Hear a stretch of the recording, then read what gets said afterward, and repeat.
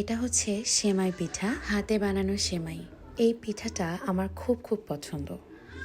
আর এখানে বানানো হচ্ছে মুঠো পিঠা। এটা এরকম মুঠোতে করে এভাবে করে বানানো হয় জন্য এটাকে বলা হয় মুঠো পিঠা। অনেকে আঞ্চলিক ভাষায় এটাকে মুঠা পিঠাও বলে। আর এটা হচ্ছে পুকুরের মাছ, আমাদের পুকুর থেকে তোলা, পুকুরেই চাষ করা হয়। তো নিজেদের খাওয়ার জন্য এটা হচ্ছে পুকুরের মাছ।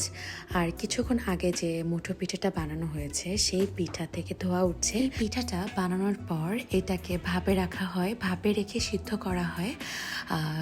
এই তো এখন ধোয়া উঠছে গরম গরম পিঠা। আর এটা হচ্ছে প্রথমেই যে সেমাই পিঠাটা দেখালাম, সেই সেমাই পিঠাকে দুধ এবং নারিকেল সাথে আরও কিছু আমি সঠিক বলতে পারছি না দিয়ে তৈরি হওয়ার পর এরকম হয়। আচ্ছা, তো পিঠা খাবার পর গরম গরম এক মগ চা না হলেই নয়। তো এখন ধোয়া ওঠা চা খাচ্ছি। মুঠো পিঠাকে ওইভাবেও খাওয়া যায় যেভাবে আসলে স্ট্রিম করার পরে যেটা ছিল, ভাপে দেওয়ার পরে, অথবা এভাবেও খাওয়া যায়।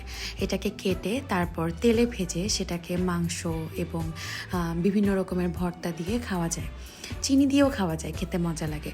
এটা হচ্ছে তিল ভর্তা আর সাথে আছে মাংস ভুনা। তো এই কম্বিনেশনটা না খুব মজা, খুবই মজা। এটা হচ্ছে আম্মুর ফুলের বাগান, অনেক যত্নের শখ করে বিভিন্ন রকমের ফুলের গাছ লাগিয়েছে আম্মু। তো সেটার পরিচর্যা করে আর এখন ফুল ফুটেছে বিভিন্ন রকমের। তো ভাবলাম ফুলের বাগানটা আপনাদের সাথে একটু শেয়ার করি, আপনাদেরকে একটু ঘুরে দেখাই।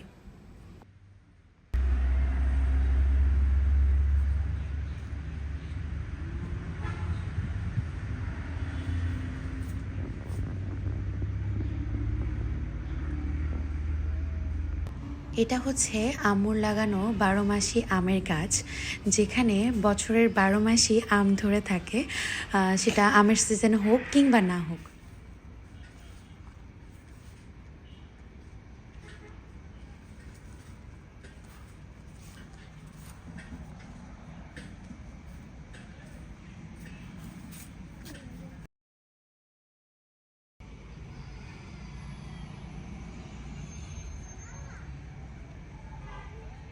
আম্মু এইটা কি ফুল? মুকুটমণি। মুকুটমণি। আচ্ছা, এটা রঙ্গন। এটা রঙ্গন। এই দুটার নাম আমি সঠিক বলতে পারি না, এটা বিদেশি ফুল। ওই যে ওটা একটা, এটা একটা, আর একটু গোলাপ, এটা হাসনা হেনা। গোলাপ, ওইটা হচ্ছে হাসনা হেনা। হাসনা হেনা। আচ্ছা, ওই পাশে তো গোলাপ, তারপরে হচ্ছে টগর, টগর, ওইটা মাধবীলতা। ওয়াও, মাধবীলতা। হ্যাঁ, মাধবীলতা ফুলের গাছ। আচ্ছা, এটা হচ্ছে মোরগ ফুল।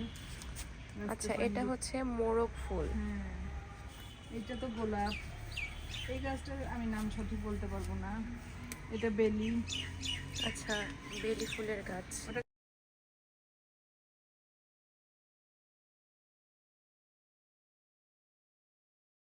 হচ্ছে আমড়া গাছ।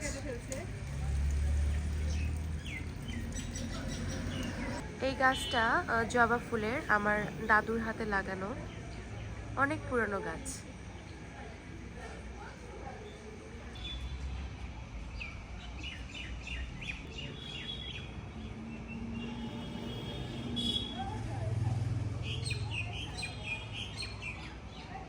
ফুচকা বানানো হচ্ছে।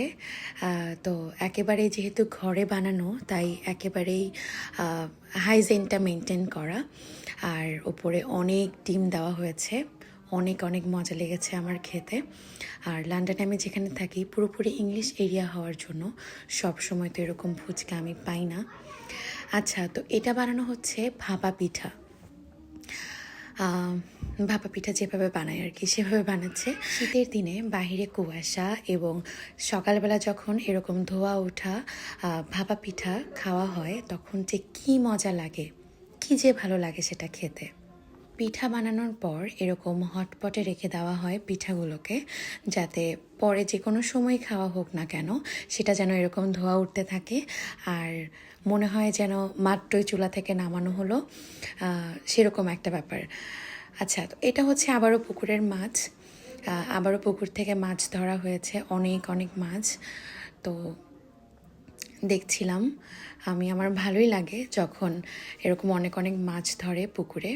তো কিছু লোক আসে, জেলে আর কি, যারা তাদেরকে বলা হয়, তাদেরকেও কিছু মাছ দিয়ে দেওয়া হয় এবং আশেপাশে যারা পাড়া প্রতিবেশীরা থাকে এবং আত্মীয় স্বজন থাকে তাদের বাড়িতেও পাঠানো হয়। সে কারণেই প্রতিবার একটু বেশি করে মাছ ধরা হয়। একেবারে টাটকা মাছ, দেখেন, মানে এরকম মাছ তো লন্ডনে ভাবাই যায় না। আমরা সব কিছু খাই ফ্রোজেন। আর এখানে যখন মাছ কাটছে তখন এখানে বিড়ালটা বসে বসে দেখছে, ওরও খাওয়ার খুব লোভ হচ্ছে, মনে হচ্ছে ওকে যদি আস্ত একটা মাছ দেওয়া হতো ও ওখানে বসে বসে খেত। আচ্ছা, এই কাজটা ছোটোবেলায় কিন্তু আমি মাঝে মাঝেই করতাম, পানির মধ্যে মাছ রেখে খেলা করা। আর এখানে হচ্ছে সেই বিড়ালটা সেই অপেক্ষা করছে। আর আবারও ফুচকা, আজকের ফুচকায় ওপরে ডিমের ওপরে কিছুটা ধনিয়া পাতা দিয়ে দিয়েছে। এইটার টেস্টটা একটু ডিফারেন্ট ছিল, আমার এটা খেতেও বেশ মজা লেগেছে। আচ্ছা, কার কার ফুচকা খেতে অনেক ভালো লাগে? অধিকাংশ মানুষেরই ফুচকা খেতে ভালো লাগে। আমি ফুচকা যে কারণে খাই সেটা বলি। আমি ফুচকা খাই এই টকটার লোভে। এই টকটা খাওয়ার লোভ সামলাতে আমি পারি না, যে কারণে আমি ফুচকা খাই।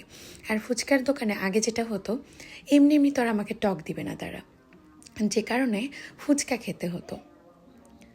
এই টকটা না অসাধারণ খেতে, অসাধারণ খেতে। আর এই টকটাও কিন্তু হাতে বানানো, ঘরের।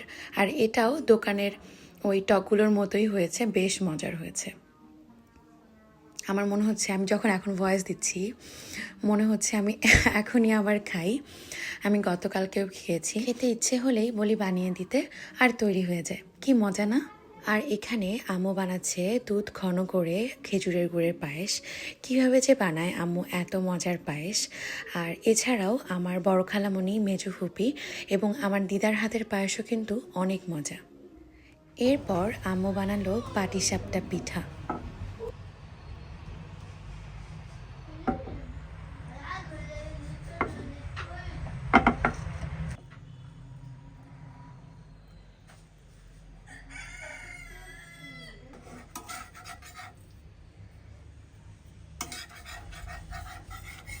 আচ্ছা, কে কে আমার মতো পাটিসাপটা পিঠা খেতে পছন্দ করেন জানাতে পারেন কিন্তু কমেন্ট বক্সে।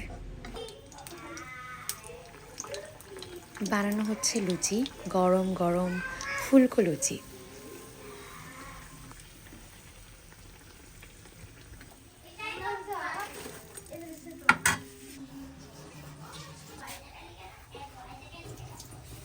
গরম গরম ফুলকো লুচি এবং পাশাপাশি চলে এসেছে এইরকম গরম গরম পাটিসাপটা পিঠা। অনেক মজা। লুচি বানানোর আয়োজন কিন্তু এখনও চলছে।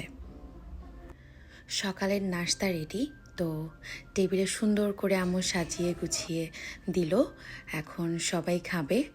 খুব মজা হয়েছে সবগুলো খাবার খেতে। এগুলো হচ্ছে পায়েস, সেই খেজুরের গুড়ের পায়েস, আর সাথে ফুলকো লুচি। অসাধারণ একটা কম্বিনেশন, দারুণ মজা খেতে। নাস্তার পর গরম গরম এক কাপ চা না হলে কি চলে বলুন তো? তাও আবার আছি বাংলাদেশে, অবশ্যই খেতে হবে। গরুর দুধের, ঘন দুধের চা বেশ মজা করে খেলাম। বানানো হচ্ছে তালের পিঠা। কলা পাতার ওপর তালের পিঠা বানানোর এই ব্যাপারটা কিন্তু বেশ দারুণ, তাই না? আমার মজাই লাগে দেখতে। কলা পাতা কেটে সুন্দর করে মুছে তার মধ্যে বানানো হয় এই পিঠা। আর এখন ডিনারের সময় হয়ে গেছে, তো ধোয়া ওঠা সব খাবার থেকে দারুণ স্মেল আসছে, লোভনীয় স্মেল আসছে। তো মনে হচ্ছে এক্ষুনি বসে পড়ি আর খেয়ে ফেলি। আর আম্মুর রান্না তো সাংঘাতিক রকমের মজা, অনেক মজা। আম্মুর এই মাছ রান্নাটা কিন্তু আমার মনে হয় পৃথিবীতে সব থেকে ভালো মাছ রান্না করে আমার আম্মু।